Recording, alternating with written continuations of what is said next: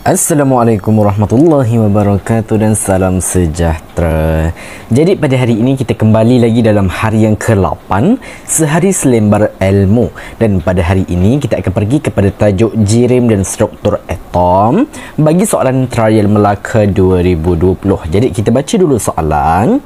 Okey, soalan dikata rajah 6 menunjukkan maklumat bagi bahan X. Iaitu yang pertama, maklumat yang diberi adalah formula empirik adalah CH2. Okay, and then dikata jisim molekul relatif adalah 42, di mana kat sini 42 ni dia adalah merujuk kepada unit gram mol negatif 1 lah.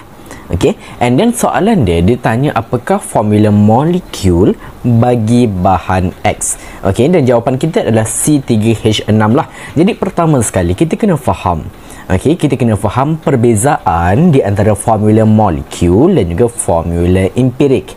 Jadi, okay, kita tengok dekat bahagian nota kaki ini. Jadi, untuk yang pertama sekali, apa yang dikatakan dengan formula empirik, okay, maaf terbesar pula, okay, kita cari yang kecil sedikit. Okay, apa yang dikatakan dengan formula empirik dekat sini ialah dia adalah formula kimia dengan nisbah mol terringkas. Okey, formula empirik dia adalah nisbah mol yang terringkas. Jadi kalau awak tengok dekat sini kan, CH2. Jadi CH2 ini sebenarnya CH2 ni dia adalah formula molekul, formula kimia yang terringkas. Okey, dah paling ringkas dah maksudnya ini. Jadi target kita sekarang, kita nak cari formula molekul. Molekul ni apa? Formula molekul pula dia adalah formula kimia dengan nisbah mol yang sebenar. Dengan nisbah mol yang sebenar. Sebagai contoh, kita buat implikasinya. Sebagai contoh, kita ada satu formula kimia. Diberi formula kimianya adalah C2H6. C2H6 ini kita katakan dia sebagai formula molekul. Okey, sebagai formula molekul. Jadi sekarang ni awak lihat, okey, C ni ada 2 biji. Hidrogen ni ada 6 biji. Jadi kita boleh kecilkan tak? Kita boleh kecilkan dengan bahagi setiap nisbah tersebut dengan 2. Iaitu C ni, okey, karbon ni kita ada 2 biji. Bahagikan dengan 2, maka kita akan dapat 1. Jadi C sahajalah. And then 6 bahagikan dengan 2, awak akan dapat 3. Jadi awak akan dapat CH3. Jadi CH3 ini adalah apa dia? Ini adalah formula empirik. Ini adalah formula empirik. Jadi dalam soalan, okay, dalam soalan dia bagi formula empirik dia adalah CH2. Okey. Jadi CH2 ini adalah sama kes dengan CH3 ni. Dia adalah sama kes. Jadi soalan dia minta apa? Soalan dia minta yang atas ni. Yang sebenar. Okey, kalau in this case CH3 adalah empirik dia. Kalau molekul dia akan jadi C2H6. Ini adalah kisah lah. Okey, apa yang kita nak cari by the end of the question. Okey, jadi berdasarkan maklumat-maklumat yang dia dah bagi ini, kita akan ada 3 step yang perlu kita buat. Okey, ada 3 step yang perlu kita buat. Yang pertama sekali, kita kena cari jisim molekul relatif. Okey, pertama sekali kita kena cari jisim molekul relatif bagi CH2. Kita kena cari formula molekul relatif bagi CH2. Jadi, okey, jisim atom relatif bagi karbon adalah 12, bagi hidrogen adalah 1. Sekarang ini, bagi jisim atom relatif, saya nasihatkan untuk awak buat banyak latihan supaya awak automatik ingat.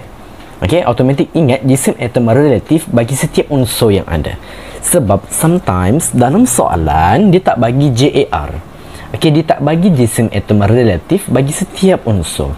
Jadi it is better for you untuk buat banyak latihan dan lebih ingat akan jisim bagi sesuatu unsur tersebut lah. Jadi dia akan memudahkan awak untuk proses penjawapan soalan tersebut. Jadi okey, kita berbalik kepada soalan. Okey, pertama sekali kita kena cari jisim atom relatif. Macam mana nak cari jisim atom relatif, cikgu? Kita kena tengok berapa bilangan unsur dia dan berapa JAR dia, dan kita total upkan dia. Sebagai contoh sekarang ini kita nak cari untuk CH2, betul? Jadi karbon ni ada berapa biji?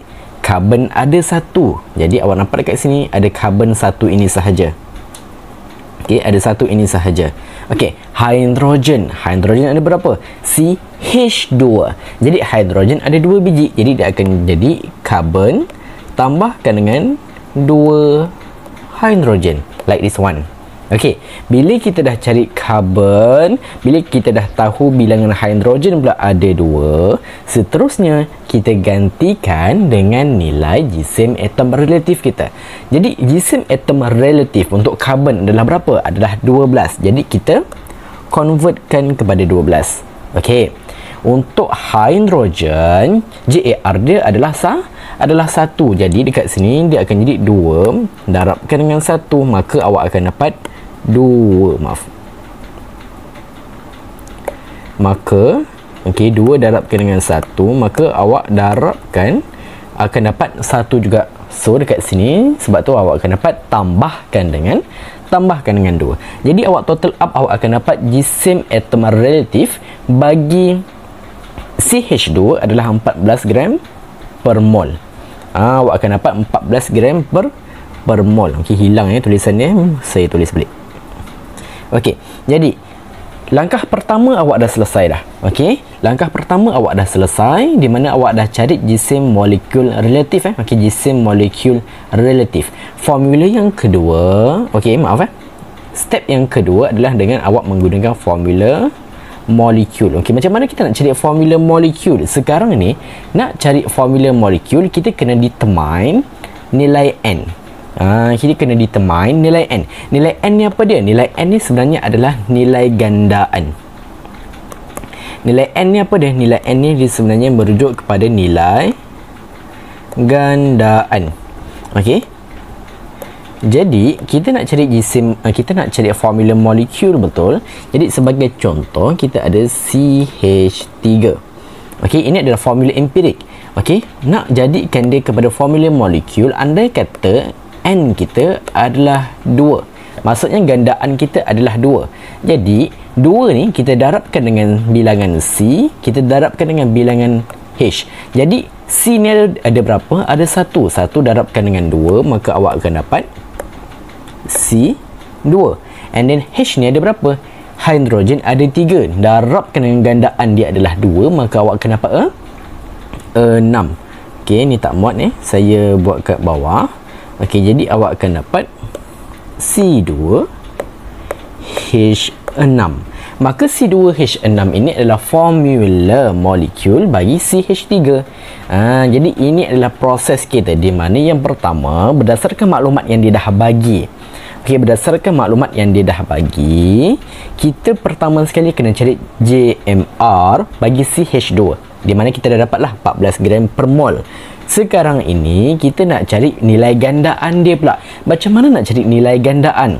Nilai gandaan di mana kita nak cari bilangan N, kita akan gunakan JMR. Okey, bahagikan dengan, okey sekejap okey, sekejap. Okey, JMR bahagikan dengan JMR. Dua-dua sama ni, JMR bahagikan dengan JMR. Tapi yang bahagian atas ni dia adalah JMR berdasarkan soalan. Manakala yang kedua adalah JAR berdasarkan awak punya formula empirik. Okey. Dia sebenarnya untuk nak mencari bilangan N, mencari nilai gandaan ni, dia sebenarnya bergantung kepada soalan.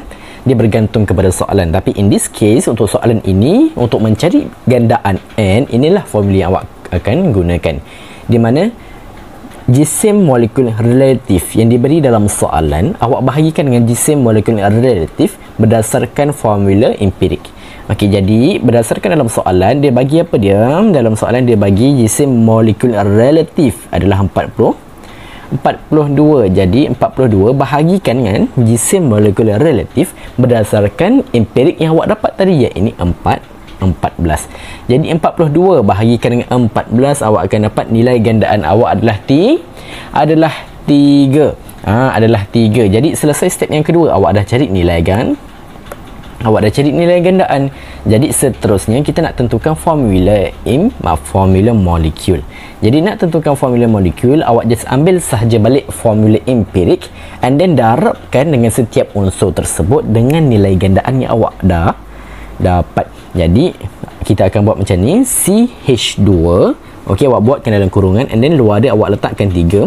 So 3 ni akan darabkan dengan bilangan karbon ada berapa. Okey, and then 3 ni pun akan darabkan dengan bilangan hidrogen ada berapa. Jadi C ada 1 biji, darabkan dengan 3 akan dapat 3 biji. Jadi C3.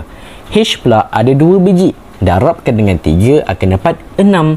Maka final answer awak adalah C3H6.